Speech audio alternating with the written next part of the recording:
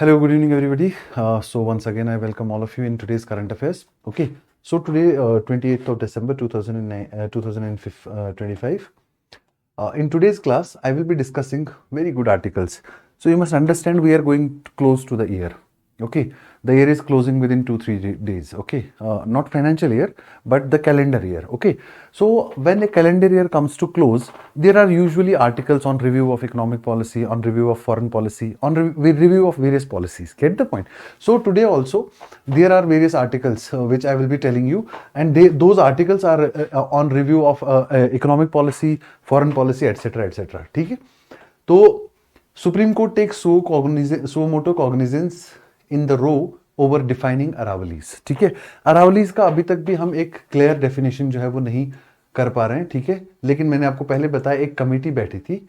ठीक है, उसने डेफिनेशन दिया था जिसको कई सारे स्टेक होल्डर्स क्रिटिसाइज कर रहे हैं इस ग्राउंड पे कि अगर ये डेफिनेशन अरावली का लेना है आपको तो इस हिसाब से अरावली का 90% एरिया जो है वो एक्सपोज हो जाएगा माइनिंग के लिए. ठीक है, लेकिन उसको प्रोटेक्शन करना जरूरी है, इकोलॉजिकल सेंसिटिविटी ऑफ दिल्ली और हरियाणा एंड एडजॉइनिंग एरियाज. ठीक है, दूसरा जो है इंडिया ने कैसे मैनेज किया बिना regional comprehensive economic partnership join किए हुए, कैसे मैनेज किया कि इन आरसीईपी कंट्रीज के साथ भी बायलैटरल ट्रेड एग्रीमेंट साइन किए या ट्रेड एंगेजमेंट्स किया और चाइना को छोड़ दिया, क्योंकि चाइना भी इसका पार्ट है.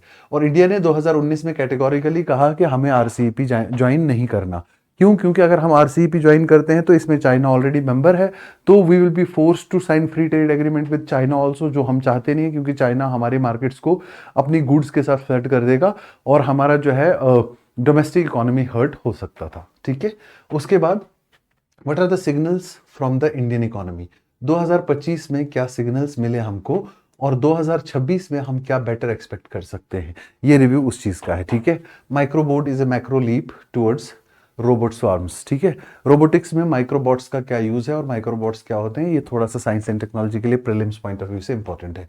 ठीक है, एनर्जी स्टोरेज और ग्रीन हाइड्रोजन, ये दो चीजें जो है इंपॉर्टेंट है हमारी कंट्री में रिन्यूएबल सेक्टर को रीशेप करने के लिए. ठीक है, ये आर्टिकल है एनर्जी सेक्टर से रिलेटेड. इंडिया का क्रूड ऑयल बास्केट जो है हमारा पूरे वर्ल्ड से कैसे चेंज हुआ है over the years 1950s onwards, हमने आज तक कैसे crude oil imports different countries से किया है और कैसे हमारी policy of importing crude oil जो है वो चेंज होती रही है. ठीक है, उसके बाद है हार्मफुल बम्प्स. ठीक है, ये जनरल नॉलेज के लिए क्वेश्चंस कार्नर का एक आर्टिकल है. It is related to goose bumps, कि गूज बम्प्स क्यों होते हैं, उसके पीछे की क्या साइंस है. ठीक है, और ये हार्मफुल होते हैं, ये हार्मलेस होते हैं. ठीक है, उसके बाद इंडिया में अभी डिप्लोमेसी में क्या हुआ पिछले एक साल में और आगे कैसे हमारे लिए हेडविंड्स हैं. हेडविंड्स का मतलब होता है डिफिकल्टीज. ठीक है, हेडविंड्स ये एविएशन सेक्टर का एक टर्म है, हेडविंड्स एंड टेलविंड्स. ठीक है, हेडविंड्स मींस अगर प्लेन ऐसा फ्लाई कर रहा है, सामने से जो विंड्स आ रहे हैं हेडविंड्स. ठीक है, अगर प्लेन जिस डायरेक्शन में फ्लाई कर रहा है उसी डायरेक्शन की विंड भी है, उसे कहते हैं tail wind.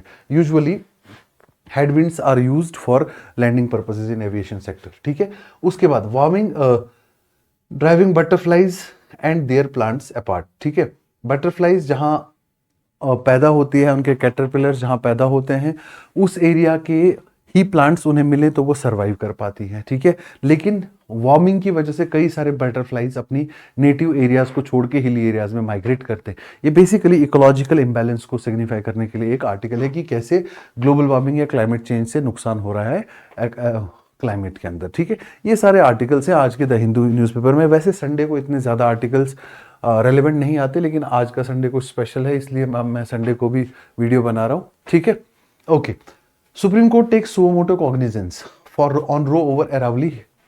Hearing will be on tomorrow on Monday. ठीक है, पहले डेफिनेशन क्या है. ठीक है, डेफिनेशन ये बनाया गया है. अभी ये जो suo motu cognizance लेना जुडिशरी का किसी इशू में उसको सेटल करने के लिए, क्लैरिटी देने के लिए, इस प्रोसेस को कहते हैं जुडिशियल एक्टिविज्म. क्या कहते हैं इसको? Judicial activism. When judiciary takes proactive role in giving decisions or in deciding certain issues which are important or which are having huge public importance. तो यहाँ पे जुडिशियल एक्टिविज्म शो करते हुए सुप्रीम कोर्ट ने कहा कि एक 3 जज बेंच बैठेगी जो अरावली के ऊपर जो डेफिनेशन के ऊपर एक इशू बना हुआ है उसको डिसाइड करेगी. ठीक है, this will be headed by chief justice of India Suryakant and they will hear the matter. ठीक है, उन्होंने सबसे पहले कहा कि जो 100 मीटर क्लॉज है डेफिनेशन वाला, वो हम डिस्कस करेंगे, ठीक है। What is this 100 metre clause of definition of Aravalli. इसमें उन्होंने कहा कि कोई भी हिल अगर 100 मीटर उसकी हाइट है, किसी भी हिल की अगर 100 मीटर हाइट है तो ये अरावली हिल्स का पार्ट माना जाएगा, ठीक है। मींस 100 मीटर या उससे अबव के हिल्स में माइनिंग प्रोहिबिटेड रहेगी, इससे नीचे माइनिंग किया जा सकता है। लेकिन एनवायरमेंटल एक्सपर्ट्स का कहना है इससे तो आप maximum Aravalli 90% of Aravalli ranges जो है वो इससे नीचे की हैं, तो आप तो इससे पूरा 90% अरावली को माइनिंग के लिए एक्सपोज कर रहे हो, ठीक है। और उन्होंने कहा कि अगर ऐसा दो माउंटेन्स है और उनके बीच का मान लो ये कई सारे माउंटेन रेंजेस है और ये वाले की भी हाइट जो है वो 100 मीटर्स है, और अगर इसके बीच की ये वाली माउंटेन रेंजेस का हाइट 500 मीटर्स है, विड्थ 500 मीटर है, तो 200 मीटर की माउंटेन रिजेस के बीच का एरिया, चाहे छोटे माउंटेन रिजेस भी हैं, तो वो भी अरावली माउंटेन्स की डेफिनेशन में आएगा, ठीक है। ये डेफिनेशन किसने दिया? ये डेफिनेशन दिया है एक कमेटी ने, जो किसने सेटअप की थी? कमेटी सेटअप की थी ministry of environment, forest and climate change. उन्होंने ये डेफिनेशन दिया था अरावली हिल्स का, ठीक है। और उन्होंने एक और रिकमेंडेशन दी थी उस कमेटी ने, कि कहा था कि हमारे जो अरावली हिल्स हैं उनमें सस्टेनेबल माइनिंग के लिए क्या लेने चाहिए? स्टेप्स लेने चाहिए, ठीक है। और सस्टेनेबल मैनेजमेंट प्लान जो है, सस्टेनेबल मैनेजमेंट प्लान जब तक ना बने तब तक फ्रेश लीज माइनिंग जो है वो माइनिंग के लिए फ्रेश लीजेस नहीं इशू की जाएंगी, ठीक है। तो main core of the article ये है कि हमको अरावली को बचाना है, क्योंकि मैंने पिछले वीडियोस में बताया आपको, अरावली ओल्डेस्ट माउंटेन रेंज है इंडिया की, और ये प्रोटेक्ट करती है extension of Thar desert towards the Delhi NCR region, Haryana belt etcetera etcetera, ठीक है। ये एक बफर जोन है, जो इस तरफ का एरिया वेजिटेटेड रहता है और पिछला जो है डेजर्ट है, वरना डेजर्ट ही पूरा एक्सटेंड होता रहेगा। लेकिन it has been highly vulnerable to minings, illegal mining और माइनिंग, अनरेगुलेटेड माइनिंग, ठीक है। तो सुप्रीम कोर्ट ने ब्लैंकेट बैन तो माइनिंग पे नहीं लगाया, लेकिन ये कहा कि अगर ब्लैंकेट बैन लगाएंगे तो उससे इलीगल माइनिंग के केसेस बढ़ जाएंगे। लेकिन फ्रेश माइनिंग लीज हम इस वक्त जो है वो नहीं देंगे। इसलिए नहीं देंगे क्योंकि जब तक ना हम एक मैनेजमेंट प्लान बनाएंगे सस्टेनेबल माइनिंग के लिए, हाँ, MPSP, unless a management plan for sustainable mining is made properly, till then no fresh mining lease will be given for Aravali Hills, ठीक है। ये इकोलॉजी एंड एनवायरनमेंट के लिए इंपॉर्टेंट है, क्वेश्चन दिल्ली पोल्यूशन मिटिगेशन के लिए भी इंपॉर्टेंट है, ठीक है। So this is first article. उसके बाद नेक्स्ट आर्टिकल है, it is related to India का crude oil import basket. India का crude oil over the years कैसे मैनेज हुआ है, ठीक है। अब सबसे पहले इसमें मैं आपको कुछ चीजें बताऊंगा, ठीक है। Sorry, I will tell you few important things. तो जिसमें पहली चीज जो है, हमारा सबसे पहले मेजर इंपोर्टिंग पार्टनर जो था वो सऊदी अरेबिया था। मेजरली सऊदी अरेबिया से या सेंट्रल एशिया से मिला के 70% प्लस हम अपना क्रूड ऑयल जो है वो इंपोर्ट कर रहे थे, ठीक है। This is before 2005। Before 2005 Saudi Arabia and central Asia central Asia में कौन कौन सी कंट्रीज आ रही है, ठीक है। सऊदी अरेबिया के अलावा Iraq, Iran, Kuwait, United Arab Emirates, ये सारी कंट्रीज से हम 70% जो है अपना ऑयल इंपोर्ट्स कर रहे थे। लेकिन फिर क्या हुआ कि ईरान में जब न्यूक्लियर प्रोलिफरेशन शुरू हो गया और यूनाइटेड नेशंस सिक्योरिटी काउंसिल ने ईरान पे क्या लगा दिया? सैंक्शंस लगा दिया, ठीक है। जब ईरान पे सैंक्शंस लगा दिया तो हमको ड्रास्टिकली अपना ऑयल इंपोर्ट वहां से कम करना पड़ा, ठीक है। कम करते करते हम कहां पहुंच गए? 6.2% ईरान से 6.2% हमारा ऑयल इंपोर्ट्स बाय 2015-16 तक हमारा कितना हो गया? 6.2%, ठीक है। उसके बाद ये सैंक्शन जब हटाई गई 2016 में, फिर से इंक्रीज तो हुआ पर उतना इंक्रीज नहीं हुआ, सिर्फ 10% के अराउंड हुआ करा, ठीक है। फिर भी काफी सारी बाकी इधर से इंपोर्ट हो रहा था, ठीक है। लेकिन इतने में नेक्स्ट बिग चेंज आया हमारी कंट्री के ऑयल इंपोर्ट पॉलिसी में 2022 ऑनवर्ड्स। कैसे 2022 ऑनवर्ड्स? कैसे कि रशिया और यूक्रेन का वॉर स्टार्ट हो गया, ठीक है। जब रशिया यूक्रेन वॉर स्टार्ट हुआ तो रशिया के ऊपर मेजर कंट्रीज ने सैंक्शंस लगा दी, ठीक है, including USA, including European union. Various countries impose sanctions and also they sort of showed their resentment to Russia for attacking Ukraine। लेकिन उस टाइम पे रशिया को ह्यूज अमाउंट ऑफ ऑयल जो है वहां पर प्रोडक्शन हो रहा था, उसको एक्सपोर्ट करना ही था, तो they started giving discounted oil and we were the country who started importing the oil at discounted prices from Russia. तो ग्रेजुअली रशिया से हमारा जो इंपोर्ट है वो बढ़ता बढ़ता, पहले अगर आप देखोगे 2022 तक रशियन इंपोर्ट्स में हमारा कितना 2% ऑयल जो है हमारा रशिया से आ रहा था, ठीक है।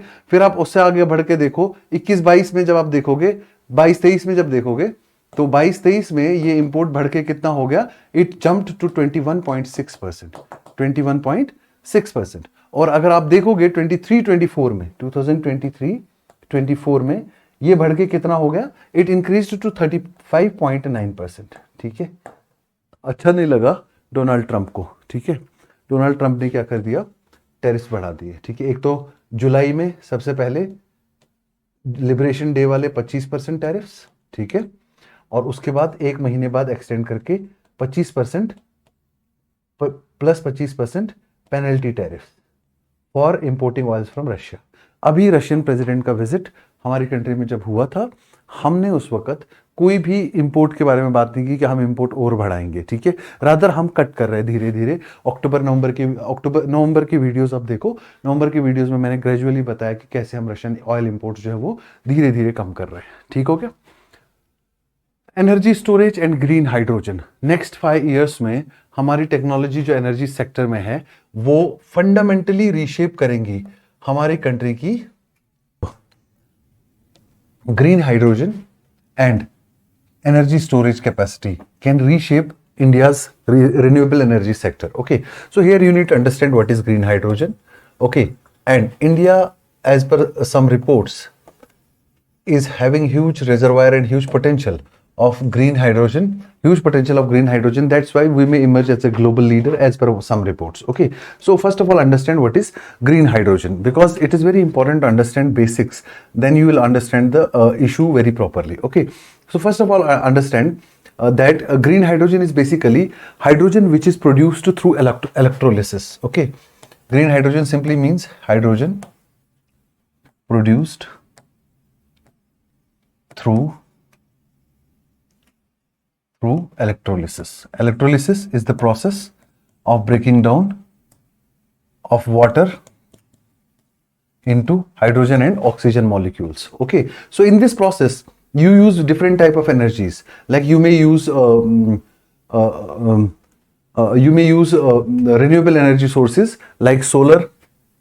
For electrolysis purpose you may use any of the energy sources. You may use solar energy, you may use wind energy, you may use hydro energy. Okay, so any of the energy sources you may use, and you will split water into its molecules, into its constituent molecules of hydrogen and oxygen. Okay, this is called as green energy. This is called as green hydrogen. Okay, it has various utilities. It has various utilities in fuel cell electric vehicles. It is also useful in aviation sector. It is also used in transport sector, fertilizers, refineries, then power generation. Huge potential of green hydrogen. Okay, so that's why I was telling you that as per some reports, India may be a potential leader in green hydrogen economy. Okay, and 10% worldwide market may be captured by India in green hydrogen, and 10 million tons of production of green hydrogen is possible in India by 2030. We need a proper structural reform for structural roadmap for that. Get the point? Moreover, we need storage capacities of whatever electricity, whatever energy we have. Storage capacities need to be improved. Okay, so green hydrogen basically will help in decarbonizing.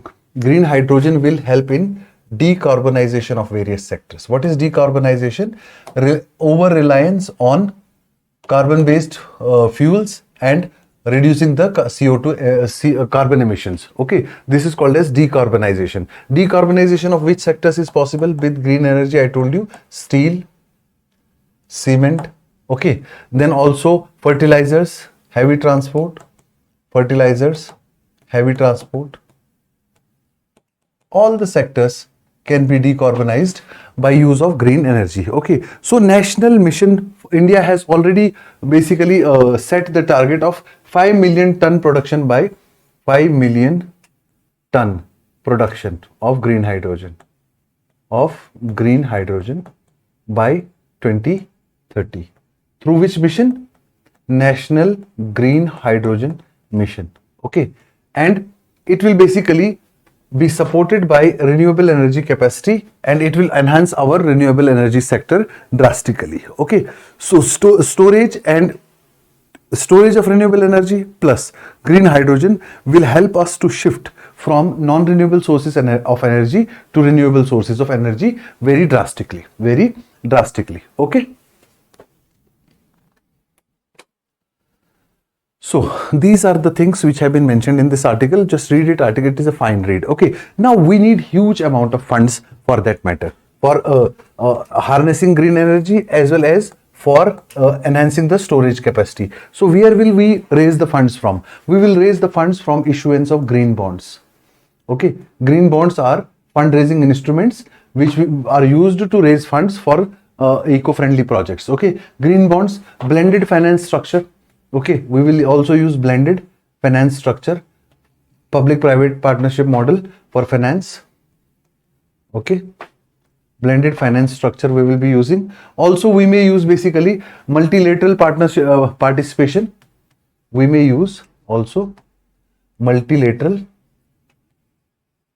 participation. That will also prove to be quite helpful for enhancing the green energy production as well as enhancing the storage of renewable energy.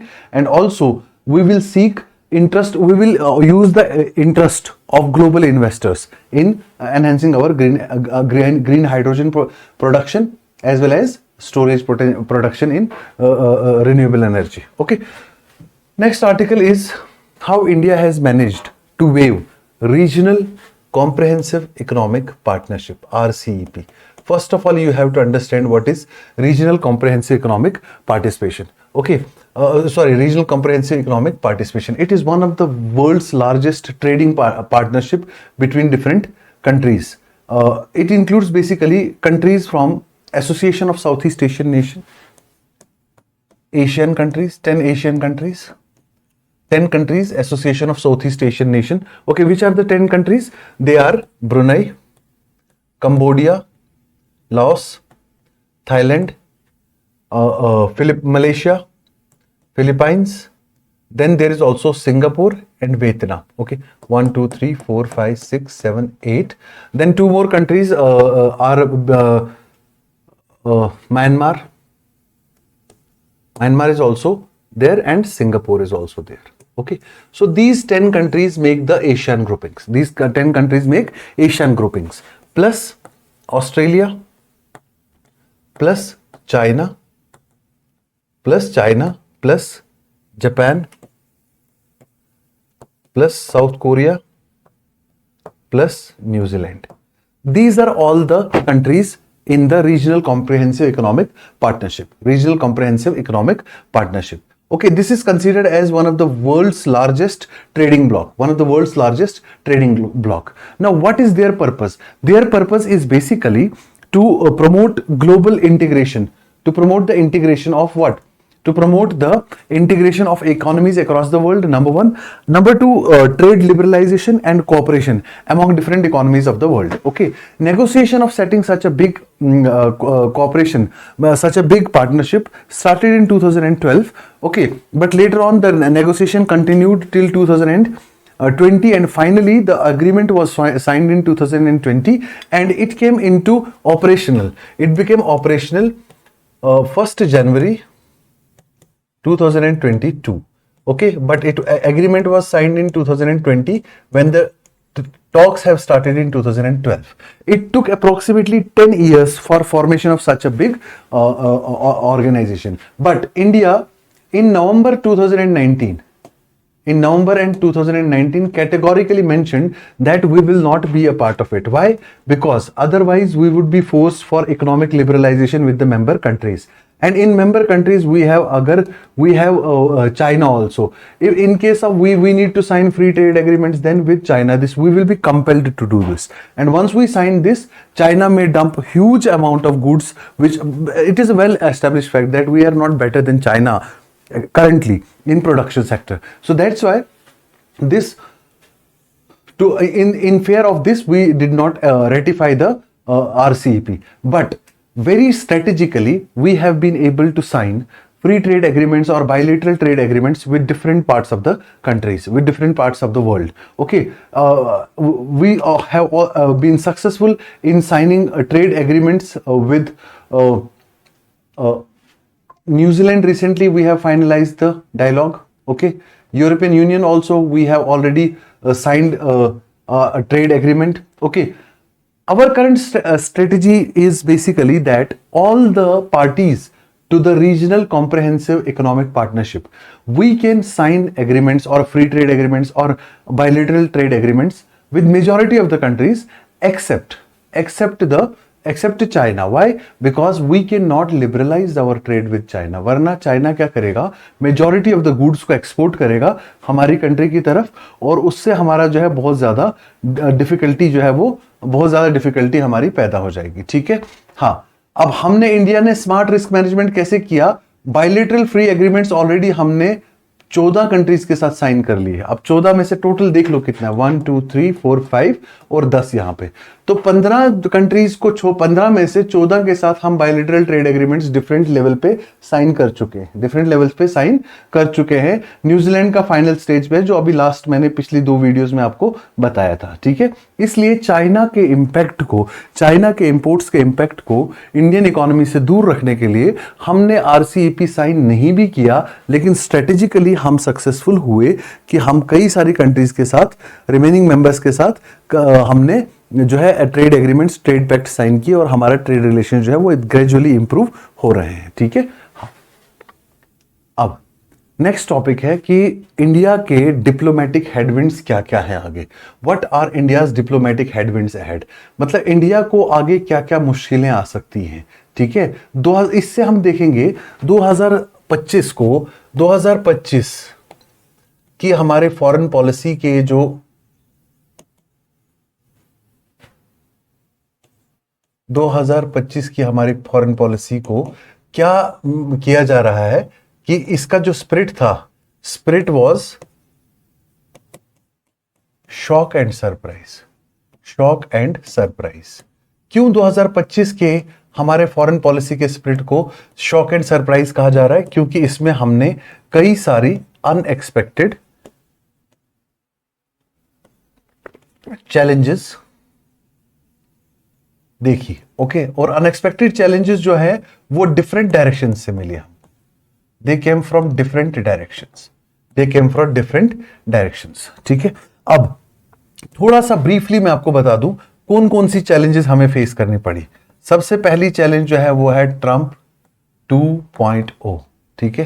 Trump 2.0 से हमें 3 किस्म की challenges जो है वो सामने आई. ठीक है. कैसे सामने आई? सबसे पहले आ गया टैरिफ्स. सबसे पहले उसने जो टैरिफ वॉर स्टार्ट कर दिया, उससे इंडिया सबसे सीवियरली हिट हुआ, क्योंकि इंडिया के ऊपर डबल टैरिफ्स लगा दिए.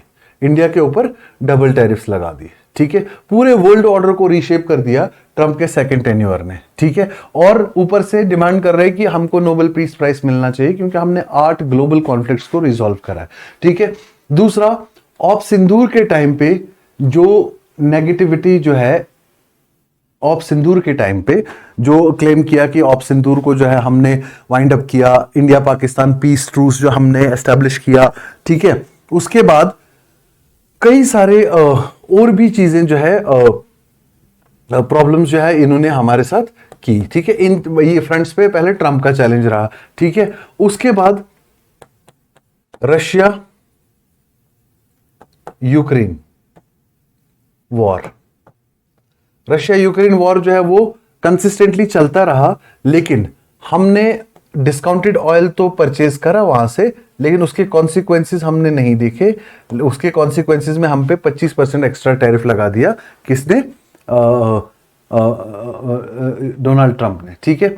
उसके बाद हमने इसराइल के ऊपर, जब इसराइल ने ईरान के ऊपर अटैक किया, हमने उसको भी जो है ओपनली कैटेगोरिकली हमने उसको जो है वो हमने न्यूट्रल स्टांस रखा. बेसिकली हमने उसको अपोज नहीं किया या हमने उसको डिस्कार्ड भी नहीं किया, या हम मतलब we have maintained a neutral stance, ठीक है। लेकिन उसके बाद अगर देखो तो शंघाई कॉरपोरेशन ऑर्गेनाइजेशन या ब्रिक्स की ग्रुपिंग्स में शंघाई कॉरपोरेशन ऑर्गेनाइजेशन में ईरान भी एक मेंबर है, ठीक है। तो वहां पे हम बड़ी ऑकवर्ड पोजीशन में आ गए, ठीक है।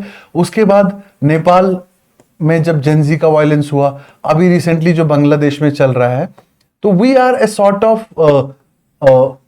Facing difficult challenges from different sides, ठीक है। अब ट्रंप ने सबसे ज्यादा डिफिकल्टी क्रिएट की, कैसे सबसे ज्यादा डिफिकल्ट की मैंने ऑलरेडी बताया, ठीक है। एक तो उन्होंने क्या किया, टैरिफ, ठीक है। दूसरा ऑप सिंदूर के टाइम पे नॉनसेंस, और तीसरा फिर पाकिस्तान के साथ जिस तरह स्टर्नली इंडिया डील कर रहा था, उसको ओपनली जो है इनवाइट करना, व्हाइट हाउस की सपोर्ट दिखाना, या F-16 की सप्लाई को रिस्टोर करना, इस सारी चीजों से जो है इंडिया यूएस की टाइज भी डाउन टर्न हुई, और उसकी वजह से पाकिस्तान के साथ जो हमारा एक इस समय टफ टॉकिंग चल रही थी ऑन टेररिज्म, वो भी थोड़ा सा कहीं कॉम्प्रोमाइज हो गई, ठीक है। अब लेकिन ये सारी तो नेगेटिव एस्पेक्ट्स हैं। इसके अलावा अगर आप देखोगे तो इस आर्टिकल में डिप्लोमेटिक कुछ हमारी सक्सेसेस भी बताई गई है, ठीक है, कि हम कई जगह पे जो है वो सक्सेसफुल भी हुए, ठीक है। सबसे पहली सक्सेस, इंडिया कनाडा के साथ हमारे रिलेशन जो है वो थोड़ा सा इंप्रूव हो गए। खराब कब हुए थे, जब कनाडा ने इंडिया को ब्लेम किया था, वहां पे एक खालिस्तानी सेपरेटिस्ट की असैसिनेशन हो जाती है और कनाडा इंडिया को ब्लेम करता है ओपनली, ठीक है। और उसके बाद लेकिन इंडिया का PM's visit to Canada to attend the G7, okay, group of 7 countries, okay, G7 attend करने के लिए, ठीक है। और जो कनाडा के न्यू प्राइम मिनिस्टर हैं, ठीक है, मार्क कार्नी के साथ जो एंगेजमेंट है, that has been constructive, keeping the old differences aside, ठीक है। ये हो गया। दूसरा डिप्लोमेटिक सक्सेस हमारा इंडिया अफगानिस्तान, ठीक है। अगर आपको एक आइडिया है इंडिया की नेबरहुड का जो सिनेरियो है, इंडिया एक ट्विन चैलेंज फेस करता है हमेशा, ठीक है। तो अफगानिस्तान से एंगेजमेंट करने के लिए हमने पाकिस्तान को एक डिफिकल्ट सिचुएशन में डाल दिया। अफगानिस्तान और इंडिया दोनों साइड से टेररिज्म को जो है कंसिस्टेंटली ब्लोज मिल रहा है और डिस्कार्ड किया जा रहा है फ्रॉम बोथ द साइड्स, ठीक है। उसके अलावा लेकिन अगर अब हम बात करें अफगानिस्तान के साथ एंगेज करने से थोड़ा सा हमें जो लॉस ये हुआ कि अफगानिस्तान में अगर देखेंगे तो काफी ज्यादा स्ट्रिंजेंट जो है प्रोविजंस है वहां के लॉ के, मोस्टली जो है लोग क्रिटिसाइज करते that it is male dominated और मेल शोविनिस्ट लॉ। तो जिसका एग्जांपल हमारे वहां के फॉरेन मिनिस्टर जब आए, उन्होंने ऑल मैन कॉन्फ्रेंस का अनाउंस किया कि प्रेस कॉन्फ्रेंस तो हम करेंगे, ओनली मैन होंगे उसमें, ठीक है। इसको हम अगर साइड पे रखें तो इंडिया और अफगानिस्तान के टाइज जो है वो थोड़े से इंप्रूव हो गए, ठीक है। अब पाकिस्तान भी एक टू फ्रंट प्रॉब्लम से डील कर रहा है, एक तरफ इंडिया, एक तरफ अफगानिस्तान। प्रॉब्लम्स नहीं, rather two front pressures to restrict the terrorist and disruptive activities across the globe, ठीक है। हमारे साथ भी ये प्रॉब्लम रहा है, हम भी दो तरीके के नोटोरियस लोगों से डील कर रहे हैं, ठीक है। हाँ, लेकिन ओवरऑल जो है अफगानिस्तान के साथ एंगेजमेंट जो है वो कंस्ट्रक्टिव एंगेजमेंट माना जा रहा है, ठीक है। उसके बाद कई सारी चीजें जो है जैसे चाइना में भी हमारा विजिट हुआ for this Kailash Mansarovar pilgrimage का रिज्यूम होना, ये सारी चीजें जो हैं ये बताती हैं कि चाइना के साथ भी apart from the other fronts थोड़ा सा अब इकोनॉमिक टाइज जो है हम इसलिए इंप्रूव नहीं कर रहे कि हम अपनी मार्केट्स के लिए प्रोटेक्शनिज्म देख रहे हैं, ठीक है। उसके बाद भूटान, श्रीलंका, मालदीव्स, श्रीलंका का खासकर अगर बात करें, अभी साइक्लोन दितवा के टाइम पे श्रीलंका को जो स्पेशल सपोर्ट पैकेज मिला, ठीक है। भूटान, मालदीव्स, श्रीलंका, तो इन कंट्रीज के साथ भी हमारा एक कंस्ट्रक्टिव एंगेजमेंट रहा है। अब हमारे पास चैलेंज आगे क्या है? हमारे पास आगे आने वाला टाइम जो है वो बहुत ही ज्यादा इंपॉर्टेंट रहेगा, क्योंकि नेपाल में इलेक्शंस प्रपोज्ड हैं, बांग्लादेश में इलेक्शंस प्रपोज्ड हैं, ठीक है। तो जैसे जैसे इन कंट्रीज में नई लीडरशिप आएगी, ठीक है, जैसे जैसे इन कंट्रीज में नई लीडरशिप आएगी तो और ज्यादा इंपॉर्टेंट जो है हमारे लिए म्यांमार में तो दिसंबर में ही इलेक्शंस हैं, ठीक है। When the new leadership comes into power in these countries, how constructively we engage with these countries and their leadership, it is to be seen. Okay.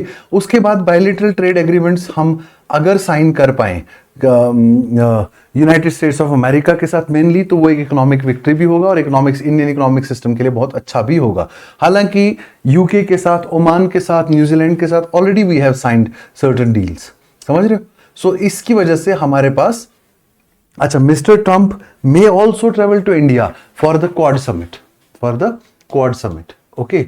तो उस टाइम पे that may be seen as a great opportunity, but it will require high level of diplomatic intelligence to stabilize the relationships with America, okay. And also in the G20 summit, which is going to be held in Miami, in the Trump's own property, so that may also be seized as an opportunity to better the ties globally. So diplomacy के लिए हमारे आगे जो है, हालांकि headwinds तो हैं लेकिन अपॉर्चुनिटीज भी हैं। अब ये डिपेंड करेगा हमारी डिप्लोमेटिक इंटेलिजेंस के ऊपर कि हम कितना क्विकली इसको जो है, हम कितना क्विकली इसको इसमें गेन कर पाते हैं, ठीक है। अब what are the signals, next topic जो है वो क्या है, what are the signals from Indian economy, okay, and what government measures should be taken to boost demand and growth, ठीक है। अब फिर से ये कहा जा रहा है कि 2025 का साल जो है वो इकोनॉमी के लिए एक रॉकी ईयर रहा है। It has been rocky means it has been rough, it has been tough, okay. और हालांकि गवर्नमेंट ने कई सारी पॉलिसीज भी चेंज किया, कई सारे पॉजिटिव्स भी इंडियन इकोनॉमी के अंदर लाए। जैसे पॉजिटिव्स में अगर मैं बात करूं, सबसे पहले जो टैक्स रिफॉर्म्स किया फाइनेंस मिनिस्टर ने इनकम टैक्स में, बजट में, ठीक है। उसके बाद जीएसटी रिफॉर्म्स किए, ठीक है। अब विकसित भारत ग्रामीण रोजगार आजीविका मिशन, विकसित भारत गारंटी फॉर रोजगार एंड आजीविका मिशन, ठीक है। वीबीजी राम जी कहा जाता है, नरेगा के ऊपर बहुत बड़ा रिफॉर्म है, ठीक है। उसके बाद कई सारी चीजें, हालांकि इस साल में ये तो पॉजिटिव साइड्स है, लेकिन हुआ क्या क्या है और चीजें वो भी मैं आपको बता दूं। जीएसटी रिफॉर्म्स में जैसे मैंने आपको पहले भी बताया कि 4 टैक्स स्लैब्स थे, अब 2 में कर दिया, 5 टैक्स स्लैब ऑफ 18% एंड 5%। तो जो 12% टैक्स स्लैब में चीजें थी वो 5% में ले आए, जो 28% में थी वो 18% में ले आए, ठीक है। उसके बाद टोबैको सेस इंट्रोड्यूस करना, या energy health security and national security cess introduce करना, ये सारी चीजें जो है, these are all positive reforms for Indian economy, ठीक है। लेकिन इसके बावजूद अगर आप देखोगे कि इंडियन आर्मी, अच्छा, लेबर कोड्स भी इंट्रोड्यूस किए गए, तो ये सारी चीजें अभी तक हुई हैं, ठीक है। अब ट्रेड पार्टनरशिप एग्रीमेंट्स भी हुए स्विट्जरलैंड के साथ, नॉर्वे के साथ, आइसलैंड के साथ, लिंकस्टीन के साथ, ठीक है, और कई सारी कंट्रीज के साथ, ठीक है। इसके अलावा ये सारी चीजें जो है ये तो पॉजिटिव हैं, ठीक है। लेकिन इन सारी चीजों को देखते हुए अगर हम देखेंगे कि हमारे लिए गलत क्या क्या हुआ, ठीक है। सबसे पहले यूएसए का प्रॉब्लम जो है उसने हमें बड़ा परेशान किया, जो 50% टैरिफ्स लगाए गए हम पे, ठीक है। उसके बाद दूसरी चीज जो हम पे काम नहीं कर पाई कि गवर्नमेंट ने जो है हमारा जो एक्सपोर्ट हिट हुआ, ठीक है, हमारा एक्सपोर्ट हिट हुआ, ठीक है। उसके बाद हमारा फॉरेन पोर्टफोलियो इन्वेस्टमेंट का आउटफ्लो जो है वो बढ़ गया, उसकी वजह से हमारे स्टॉक मार्केट्स, एक्सचेंजेस सारे हिट हो गए, ठीक है। अब ये सारी चीजों की वजह, हालांकि इंडिया ने एक्सपोर्ट्स को प्रमोट करने के लिए एक्सपोर्ट प्रमोशन मिशन भी अनाउंस किया था, ठीक है, लेकिन उसके अभी क्लियर कट रूल्स जो है वो नहीं आए, समझ रहे मेरी बात को। तो 8% फर्स्ट हाफ में हमारा ग्रोथ रेट रहा, ये अच्छा है।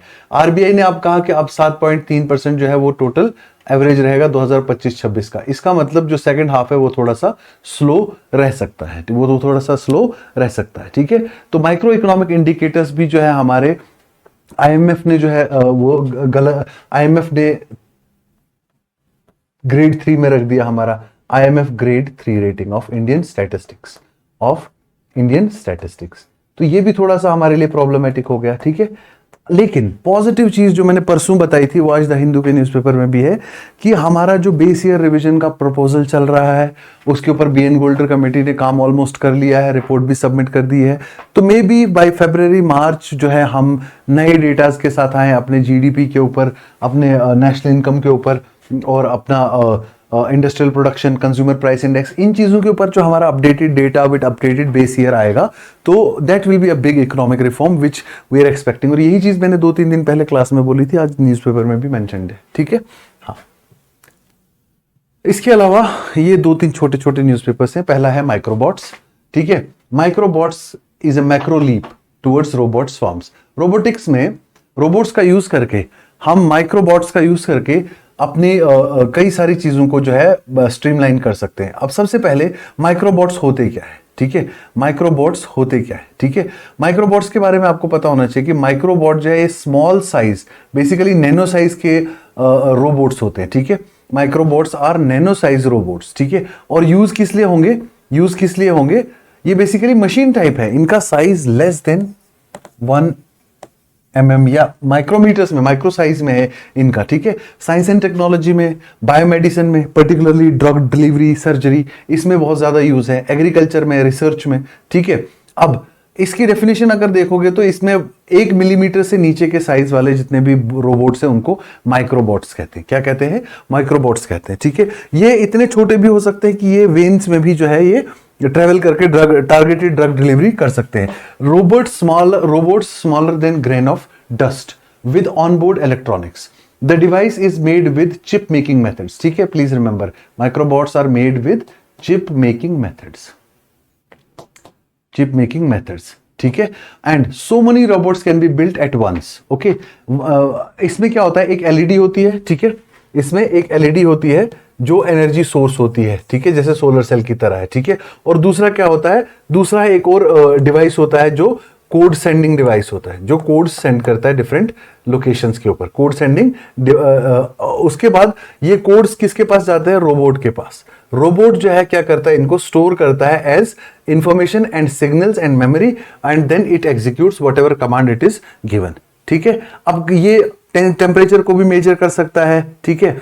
और वार्मर कोल्डर रीजन्स की सेंसिटिविटी भी इसमें होती है, ठीक है।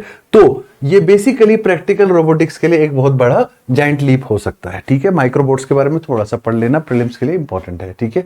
वार्मिंग की वजह से बटरफ्लाइज अपने रीजन से जो है वो फ्लाई आउट करती है, ठीक है। उनके कैटरपिलर्स को लेकिन वही होस्ट प्लांट चाहिए अपनी ग्रोथ के लिए, ठीक है। 24 ट्रॉपिकल एशियन बटरफ्लाइज जो है उनको देखा गया है कि वो हायर इमिशन सिनेरियो की वजह से, टेम्परेचर इंक्रीज होने की वजह से ये निकल गई है, ठीक है। और सूटेबल हैबिटेट के लिए कई सारी स्पीशीज जो है वो, जैसे 17 species of butterflies are expected to lose their habitat जहां से वो ओरिजिनेट होती है, ठीक है। माउंटेन स्पीशीज जो है वो ज्यादा थ्रेट में है, ठीक है। और इसकी वजह से हमको जरूरत क्या है इस समय, huge amount of protection and provide cooler refuses for the butterflies, ठीक है। लास्ट आर्टिकल है कि हमें गूज बम्प्स क्यों होते हैं, ठीक है। हमें गूज बम्प्स क्यों होते हैं। साइंटिफिकली गूज बम्प्स के लिए जो टर्म यूज किया जाता है उसको कहा जाता है पाइलो इरेक्शन। क्या कहा जाता है, पाइलो इरेक्शन। गूज बम्प्स की जो टर्म है उसको क्या कहा जाता है, पाइलो इरेक्शन।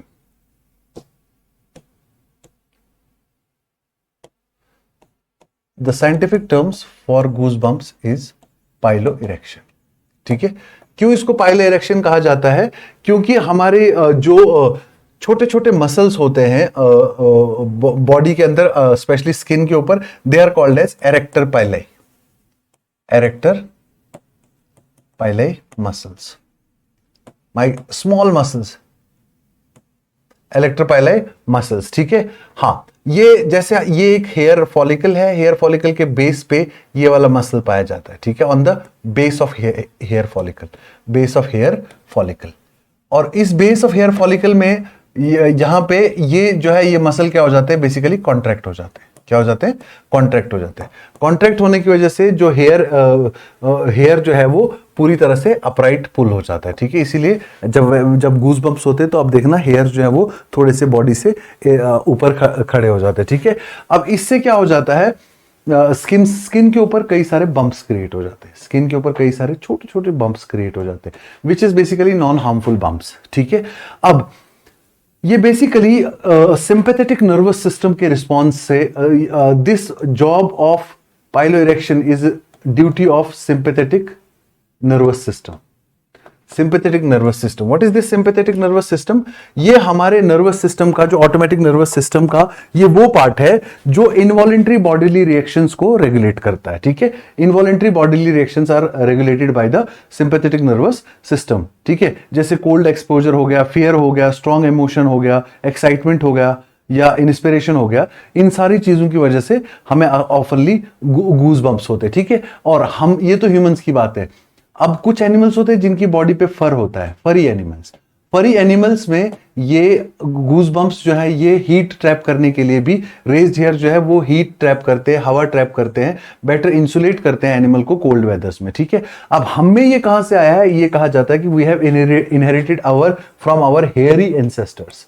ठीक है, हेयरी एंसेस्टर्स, हमारे एंसेस्टर्स जो है एम्पल बॉडी हेयर्स के साथ हुआ करते थे। ड्रायोपेथिकस, रामोपेथिकस, ऑस्ट्रेलोपेथिकस, ये सारे होमो हैबिलिस तक हेयर जो है वो काफी ज्यादा पाए जाते थे ह्यूमंस के अंदर भी। तो उन एंसेस्टर्स से हमने ये क्या किया है? इनहेरिट किया है ये वाला ट्रेट। लेकिन अब हमारी बॉडी पे उतने ज्यादा हेयर्स तो है नहीं, हेयर बहुत कम रह गए हैं। ठीक है, तो इसलिए इसका और ज्यादा कोई यूजफुल फंक्शन ह्यूमन बॉडी में या ह्यूमंस के अंदर नहीं है। ठीक है, हालांकि अभी भी ये इंपॉर्टेंट है, किसके लिए?